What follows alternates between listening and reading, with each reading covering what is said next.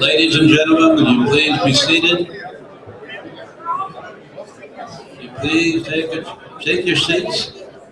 And if you have cell phones, we'd appreciate you put them on vibrate or hold or turn them off. As you know, this is a very, very special day on the calendar.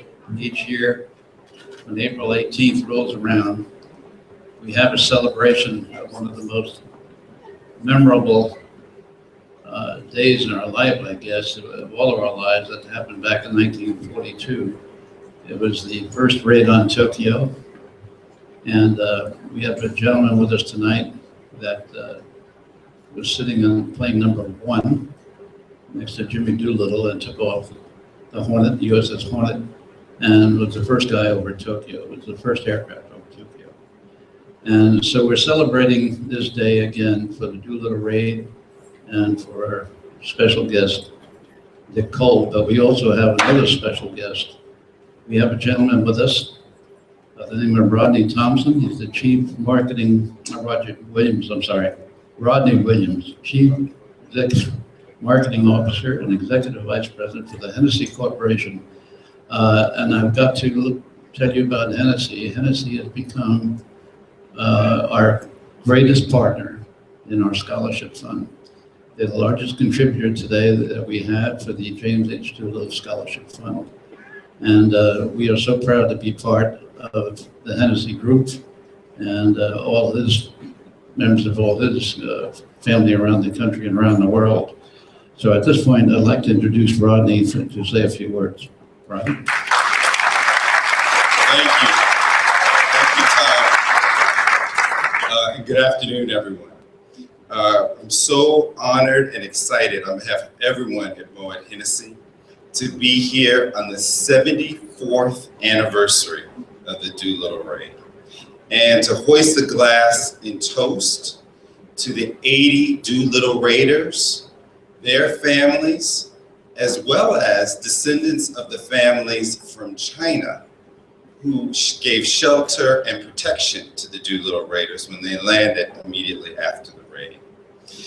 People have asked, what is the connection with Hennessy and the Doolittle raiders? And just for the record, Hennessy was the drink of choice of the general himself. And I'm told after the war, the general and the rest of the raiders really did know how to celebrate. But we won't go into that today. What I do want you to know is that in addition to Lieutenant Colonel Dick Cole, who we are blessed to have with us here today, also with us via simulcast from Fairchild is Sergeant David Thatcher.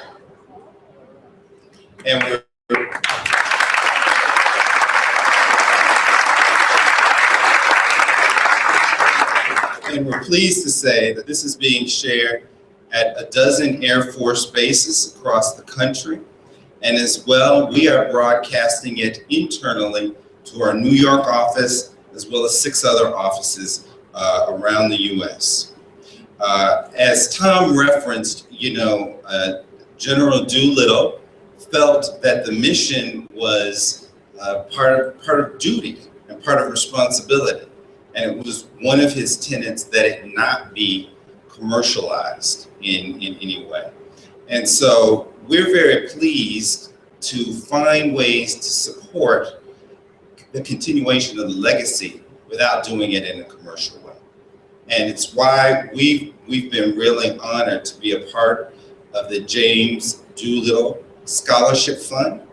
We were able to give $10,000 this year, and we encourage everyone who sees this to also find it within their hearts to make a donation as well. Now, I did ask a couple years ago when we did the final toast in 2013. I was just talking with Lieutenant Colonel Cole, and I was saying, what's one of the best things you could do or mention in a toast? And he sat back in his seat as he does, gave me a look and said, "Don't be a windbag." I remember it. So with that, we're going to cut to the chase here, and we're going to propose a toast. And the toast will be not just for having Lieutenant Colonel Cole here with us and Sergeant Thatcher, but for all 80 Doolittle raiders and all of the families, both here in the United States and in China, to really celebrate the valor of the mission, what it represented, and the importance of keeping this legacy alive and going in the future itself. So with that, I'll grab a glass.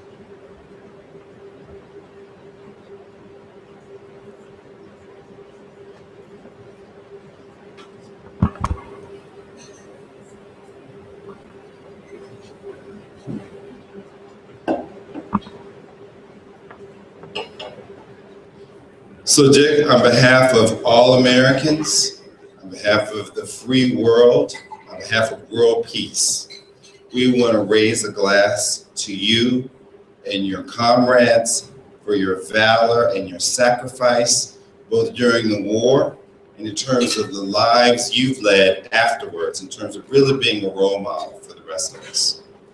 So hear, hear.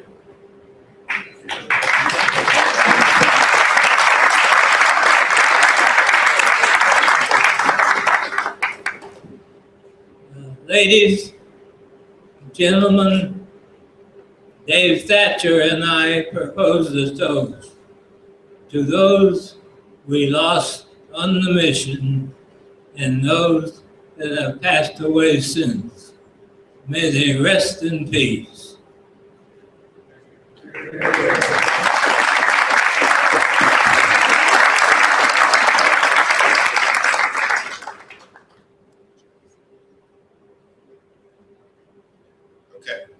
Well, with that, we want to invite you to join us for a casual reception, and thank you. And here's to 74 years, and we look forward to a big celebration next year at the 75th anniversary. You're here.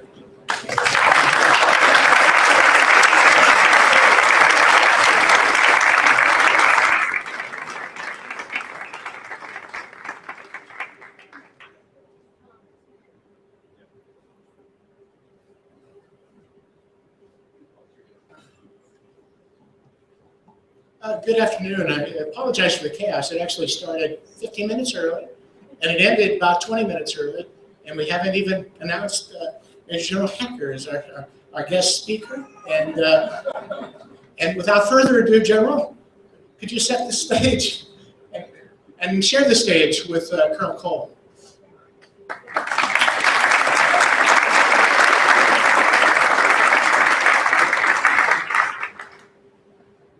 How you doing, sir? Oh. Well, I thought this started at 4:30, but we got started a little bit early. That's fine. What a historic event. You know, we're here to celebrate the 74th anniversary of the most historic bombing mission that we've had in the Army Air Corps at the time, or in the Air Force. It's truly amazing what the 80 crew members did 74 years ago. It was 18 April 1942. It was only 4 months after Pearl Harbor was attacked. And President Roosevelt said, we got to do something about this. And these guys made it happen. So what they did was truly astronomical. They were able to take a B-25, which normally uses 3,000 feet to take off, and they did it in 500 feet aboard an aircraft carrier. Pretty amazing. They had to modify the airplanes. They had to take all the excess weight, throw it out, put in more fuel so they could carry 11,000 gallons of fuel to complete the mission. And they trained at Eglin Air Force Base. They flew the aircraft over to McClellan Air Force Base, and then they went down to Alameda, California, and got on the carrier. And they set sail on 2 April. 16 days later, they're over the top of Tokyo. But it didn't go as planned. They had to go a little bit early because a Japanese picket ship spotted them. Now, we sank the ship, but unfortunately, they got some word out that there might be some planes coming. So they launched 170 miles sooner than they had planned to, knowing that they're probably not going to have the gas to get to China and land. Can you imagine that? Put yourself in that shoes. 16 B-25s, 80 crew members, risking their lives so we can do what we're doing here today. Extremely successful mission. Only one aircraft got any kind of damage. All the bombs hit the target, and then it got real hairy because they started going to China, and they fairly quickly realized they weren't going to make it to the airfield they intended to land at. So 15 of the aircraft crashed in some form. Some were crash landed, some parachuted out and ditched it, and we lost 3 airmen during those activities. One plane went to Russia. They were held captive there by the Russians for a while. And then unfortunately, 8 of the people in China got caught by the Japanese. 4 of those ended up dying, 3 were executed, and 1 died of disease in captivity.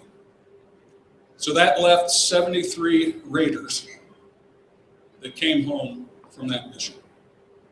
And I think we already appropriately honored the 7 that did not. But out of those 73, there are currently 2 left. And here's one of them right here.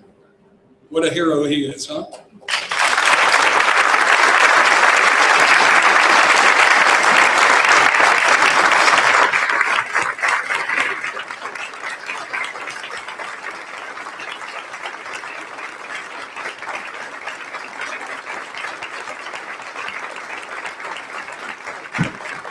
So, Lieutenant Colonel Dick Cole was born 7 September 1915. 100 years old. Wow. What's your secret? But he grew up in Dayton, Ohio. He watched flying ops at him at McCook Field, and that's where he kind of decided that he wanted to go into aviation. He went to pilot training after he worked in a farm, put himself through college. He went through pilot training here at Randolph Air Force Base. Pretty special. Class 41 Echo. And then from there, he volunteered. All 80 of the Raiders volunteered to go on that mission. And Doolittle told them, I can't tell you what the mission is, but I can tell you it's extremely hazardous, was the words that he used. And yet you had people like Dick Cole here who wanted to protect the country and raise their hand and voluntarily did it. And I'll tell you what, I don't know what the outcome would have been without this mission, but I tell you what, America would have been different. Because this was right after Pearl Harbor, everyone's down, we were knocked in the teeth, we were demotivated. And the actions of these 80 Raiders really got America back into the war. Japan knows that they are now vulnerable in their homeland. They had to shift their forces to protect their homeland, which made it much easier for us to do Midway and some of the island hopping campaigns and ultimately be successful. And it's all because of what the Raiders did 74 years ago. So from the bottom of my heart, and I know the rest of the audience out here, thank you so much for what you did 74 years ago. And I plan on being here next year when you celebrate the 75th year. Sound good? Hope I'm here to see you again. You will be. You will be.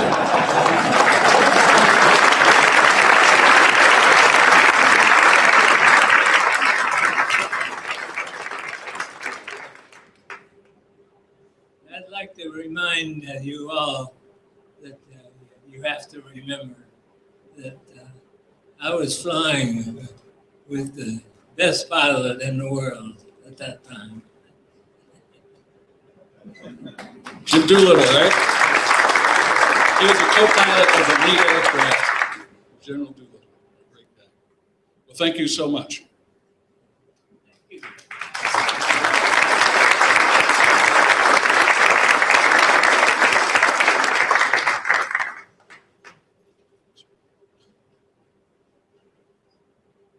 We we went so hastily that we went before the benediction, but we have Chaplain Watson here to provide us with that. And then we have a film.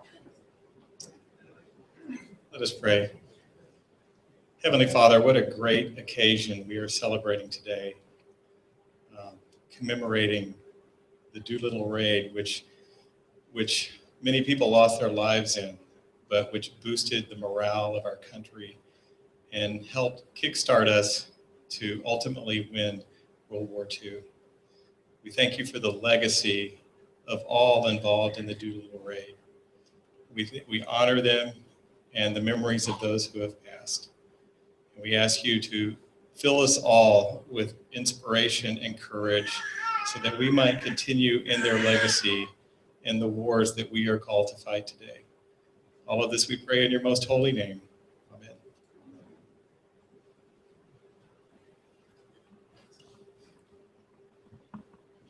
All right, the Raider families, thank you for coming.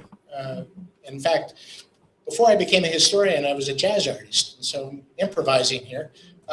We have a film that is dedicated to the Doolittle raid, and after that film, I want to introduce somebody who's extremely important to today's event. I'll wait, but without further ado, let's look at the film.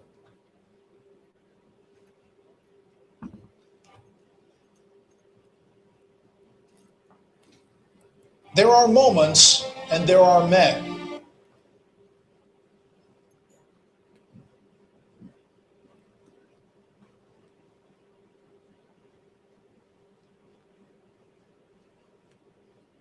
That galvanize a nation and change history. The weeks following the attack on Pearl Harbor were met with disaster for the United States in the Pacific theater of World War II. Ships were sunk, planes were lost, and troops were forced to surrender. Morale among the military and Americans at home was astoundingly low. Just before Christmas 1941, President Roosevelt expressed his desire to the Joint Chiefs that Japan be bombed as soon as possible to prove to the Imperial Japanese and to Americans that they were not invincible. Hitting Japan would not be easy. The American fleet was reeling, and Japan's defenses were strong. U.S. Army bombers would need to be specifically outfitted not only to launch from aircraft carriers, but to have sufficient range to fly over Japan and onto safety in China. Only one man could be trusted to plan such a challenging mission, the military's best aeronautical engineer, the famous test pilot, Lieutenant Colonel Jimmy Doolittle. On April 18, 1942, Doolittle led 16 B-25 bombers launched from the USS Hornet toward Japan. Each of the 80 men who flew with Doolittle knew that this was likely a suicide mission.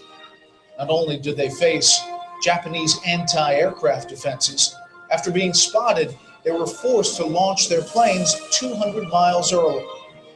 Even if they made it to Japan, there was now no guarantee they would have enough fuel to reach safety in China. All 16 bombers reached Japan, hitting military targets in Tokyo and several other cities. Short on fuel, each of the crews were forced to bail out or crash land their planes. One landed in Russia, where its crew was interned.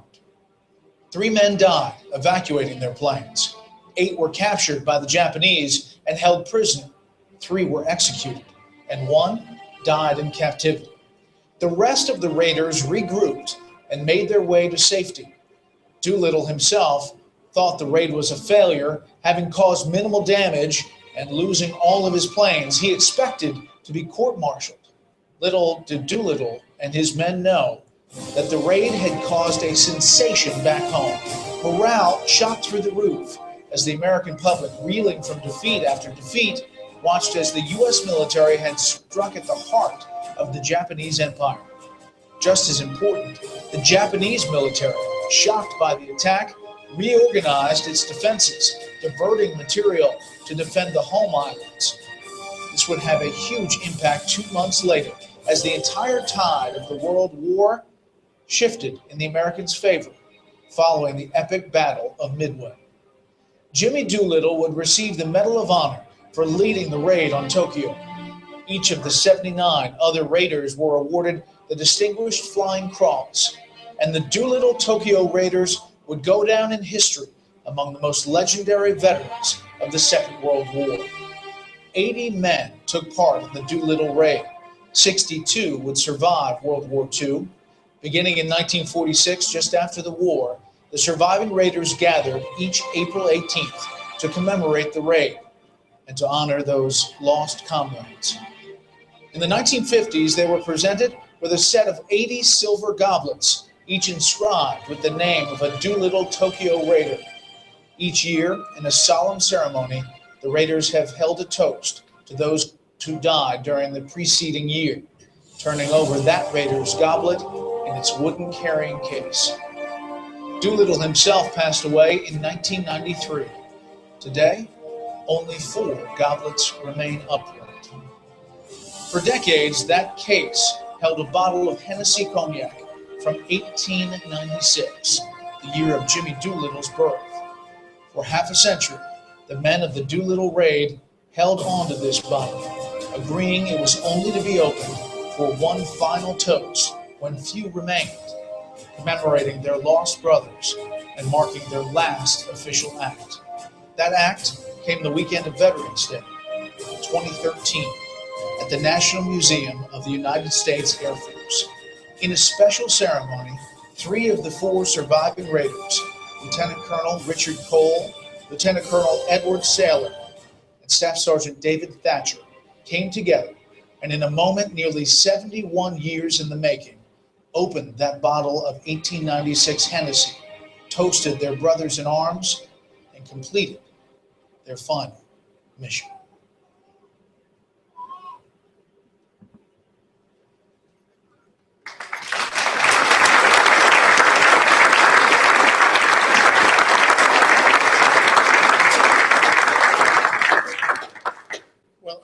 I appreciate everyone being here. We're in the jewel of the Air Force here at Randolph Air Force Base, in the Park Club. This is where most of the Raiders trained, and as General Robertson likes to say, air power starts here, and he means it. We brought the war to Japan, and everything changed. And they didn't intercept successfully a single one of the bombers. And you can imagine what that did to the Japanese pride and to their strategy. It changed World War II. And I think we've underestimated its value over the years. So Raider families, I want to thank you for coming and sharing your time so liberally with us over the years. And for this generation of airmen, I want to thank you for that. The greatest generation of airmen is always this generation. And missions remain for us, but I want airmen of today to be as resilient as airmen of the past. From Vietnam, we've got the River Rats here, and we've got the Raiders here, and who knows what the missions of tomorrow will bring. But I do know who brought Colonel Cole to us. And I want to introduce his daughter, Miss Cindy Shaw.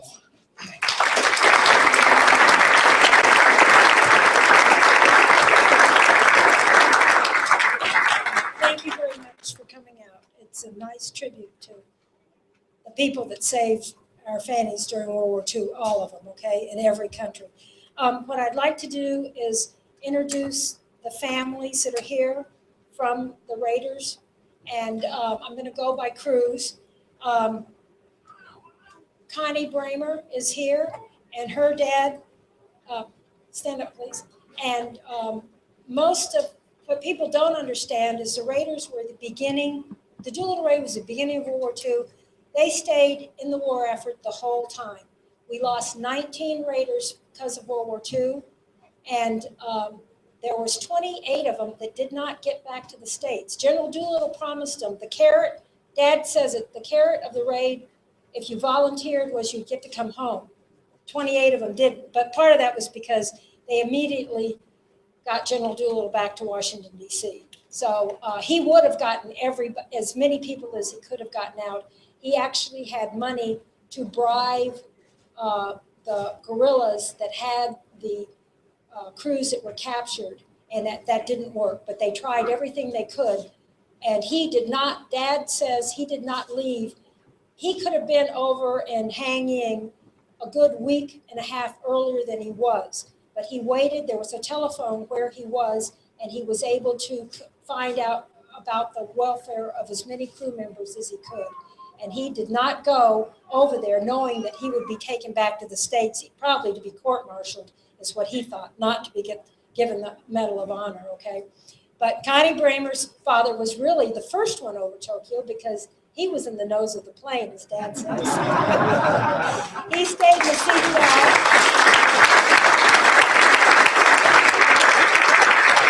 He stayed in the CBI and he flew more missions in B-25s with what they call the Burma Bridge Busters. And we lost, with the POWs, the ones they executed, the 3, and the 3 that died basically on the raid, we lost 5 more raiders in another year and a half because they had no orders to be there and they assimilated into whatever air crews they could find and whatever airframes they could find.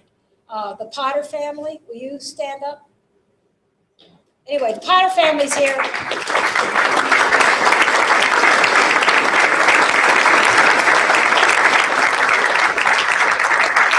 Hank Potter got to come back to the States. He retrained in B-26s and flew 23 missions over in North Africa in B-26s.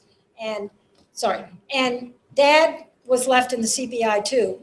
Basically, what got me interested was I thought, well, how come Dad didn't come home? It wasn't alphabetically. It wasn't who he flew with. And so I started tracing the men there, you know. Dad ended up going, retraining in C-47s, which meant 3 takeoffs and 3 landings, and he was ready to fly the hump the next day, okay? And he did I've traced to at least 60, Dad doesn't really like to talk about it, but I've traced at least 65 missions he made over the hump, okay, which is extremely difficult flying. Okay, then we go to Crew 2, and we have nobody representing Crew 2, but we do have the Chinese family that saved the whole crew, and that's the Liu family. Would you please stand up?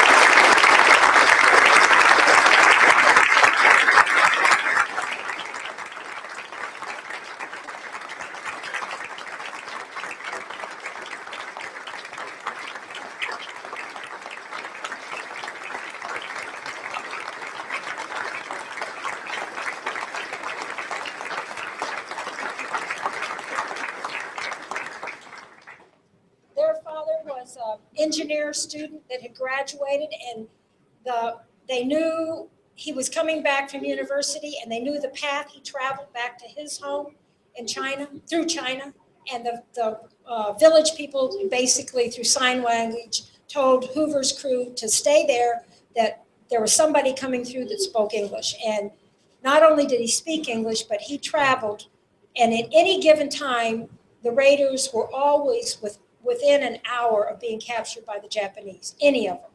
And so he risked his life to get them, and it was a good week and a half before he could get them to Hanyang, okay? And in Hanyang, the American,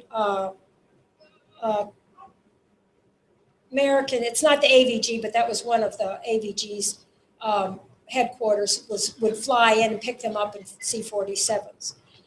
Okay, the next crew is Crew 4. Lucian Youngblood's family. He ended up,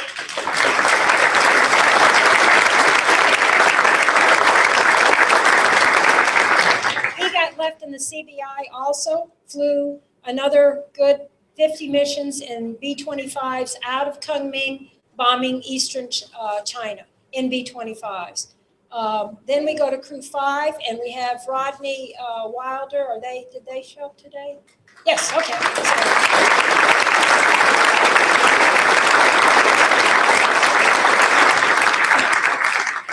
He got to come back to the States, but he stays in B-25s. But they go to North Africa, and so they're flying B-25s, and basically they're bombing Italy, they're basically chasing Rommel across Africa because it belonged to him at that time. And then they go on, they get Corsica, and then they start bombing Italy. And also on that crew was True Love. I don't think they're here today. He also retrained into B-26s, and he was killed in action over the Mediterranean. Then we go to Pam Mamsky, and Pam's father was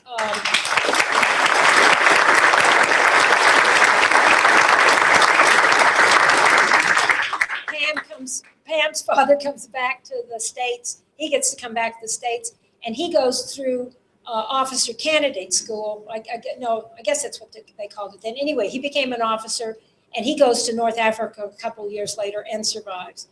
Okay, we go to Crew 7. Thatcher's is up at Fairchild, and Dave Thatcher comes back to the States. He retrains in B-26s. He does 26 missions in North Africa, survives, but he gets malaria in North Africa, and so they're sent home. And at this time, these guys could have all gone home at 20 missions, okay? They hadn't changed the rules yet. When General Doolittle figured out the longer they kept them, they got better at their job, so the death rate was lower. And of course, they didn't like that, but it saved their families, truthfully, many times. Crew 9, Parker family.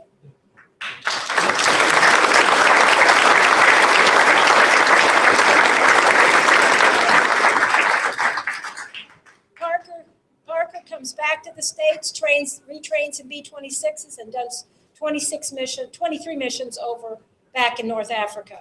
Then we come to Crew 12, and I have something very important to give to Crew 12. Well, Bauer family. Will you come up, Jim? No.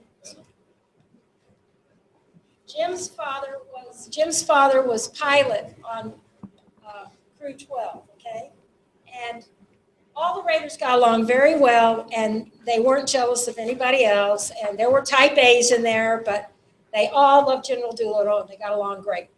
But over the years, artists pick out different planes that they want to paint of the raids, and they always sort of lean toward General Doolittle's plane, right? And every once in a while, there's a plane, an odd one in there, right? You know, somebody else, and the family's all excited, right?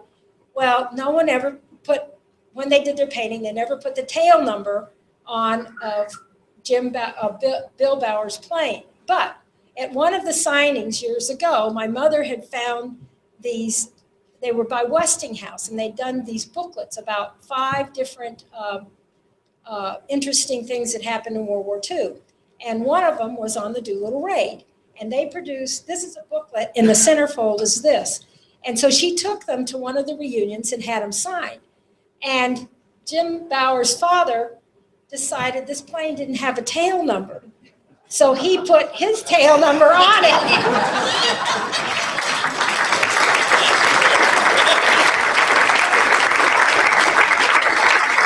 So now I'm giving him something very valuable. There's at least 30 names on here.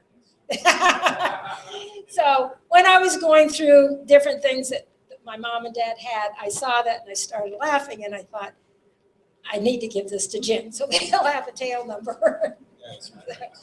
His dad comes back to the States. His dad comes back to the States. He stays in B-25s and goes back to North Africa also. His dad stays in the war effort in North Africa, in Italy, till the fall of 45, okay? Blanton, I don't think she's here. Her father was on that crew also, and he got left in the CBI, so he flew B-25s in the CBI. And then we go to the famous Crew 13, the Bourgeois. Go ahead, stand up.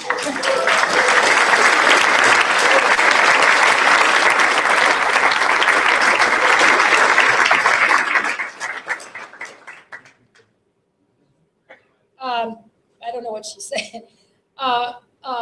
Bourgeois flew 60 missions in B-25s in China before coming back to the States after 14 months over there.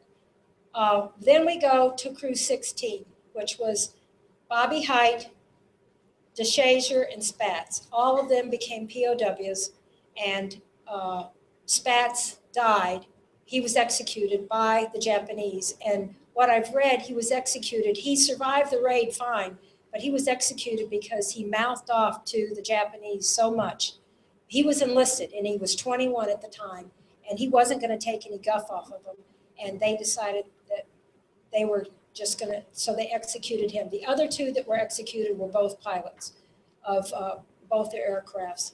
And Bobby Height survived the raid and survived being a POW. I think it was 42 months in captivity. They were in solitary confinement the whole time. They were tortured the whole time. They weighed less than 100 pounds, and Bobby Height was easily 6 foot plus. It literally, the Army sent in Japanese Americans that spoke Japanese. They parachuted they were prisoners of war in China with the Japanese to that camp because they knew the Japanese were killing in Japan and in any other camps, any prisoners they had in their camps. They just, when they knew they'd lost the war. And they flew in, they parachuted these men in to save them. And they did. They were able to bring 3 of them out. The 4th one was too sick to move, and he had to stay. I mean, they were within minutes of dying. So, but all the crew, all the raiders stayed in the war effort. 19 were lost in World War II. Out of the 80 airmen, 40 of them transferred into the Air Force and stayed in the military. So we have a great legacy for all of us. Thank you.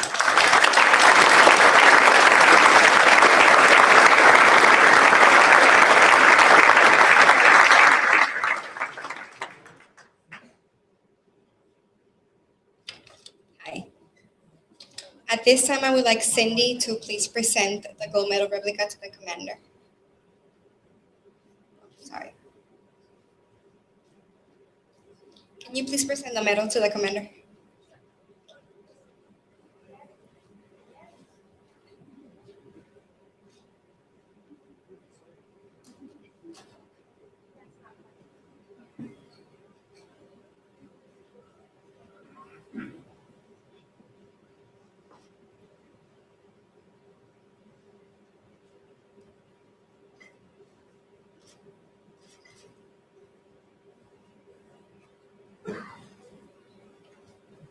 General, at this time, I guess I'm designated to award for you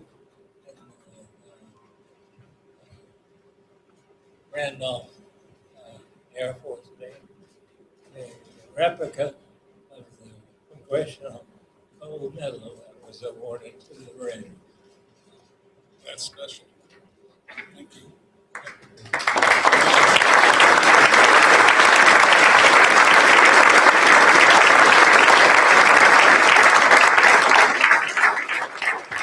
Well, we will make sure that we have a nice spot to display this here at the Randolph Club. Thank you very much.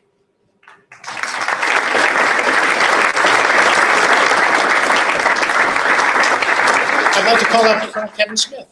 General Hecker, before you leave, on behalf of the family members of all the Doolittle Tokyo Raiders, we wanted to present you this crew number 1 picture with Jimmy Doolittle, Dick Cole, and the rest of the crew. It was signed by Colonel Cole, and hang this in your office. I think it'll look really good. Thank you for helping us with today's ceremony and the toast and your great words today. Much appreciated. Thank you.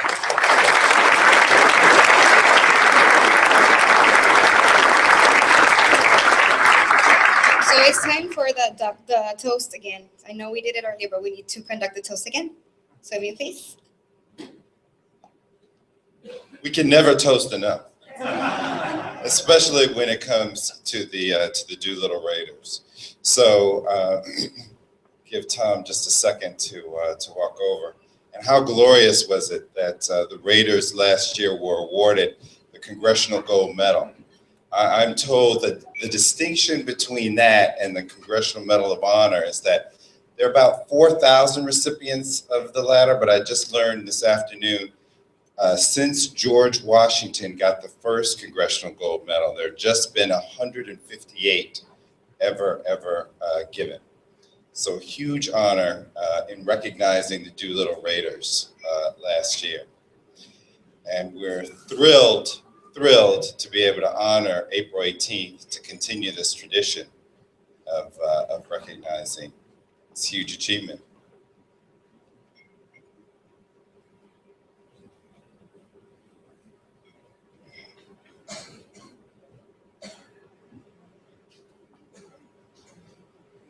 When we did have the final bottle opening in 2013, you know that the Hennessy that was open was from 1896, and weren't quite sure how well it had lasted all of those years. But we've been told by Lieutenant Colonel Cole, as well as Sergeant Thatcher, that it tasted pretty good. Yeah, they said it was smooth. There's no higher compliment.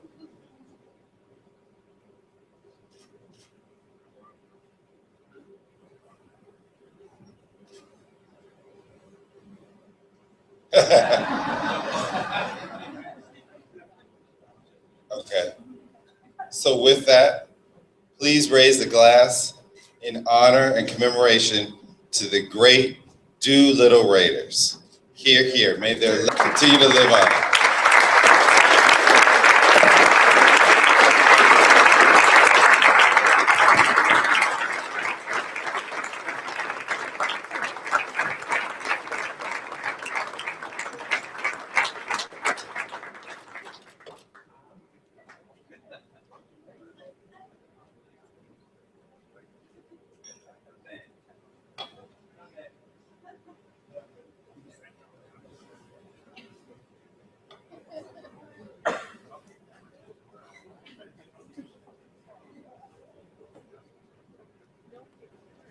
Okay, what a wonderful evening. I'd like to thank everybody here at the club for helping us put on such a great event. General Hecker, thank you so much for bringing to light the whole story of the Doolittle Tokyo raid. You did a wonderful job. To all the family members who could join us for today's special event, it was incredible to have you here. It's great to see everybody. Colonel Cole, thank you so much for honoring us with your presence today. On behalf of everybody involved with the Doolittle Tokyo Raiders, we'd like to thank you for joining us and ask you to join us over for a few refreshments afterwards. Thank you for coming, everybody.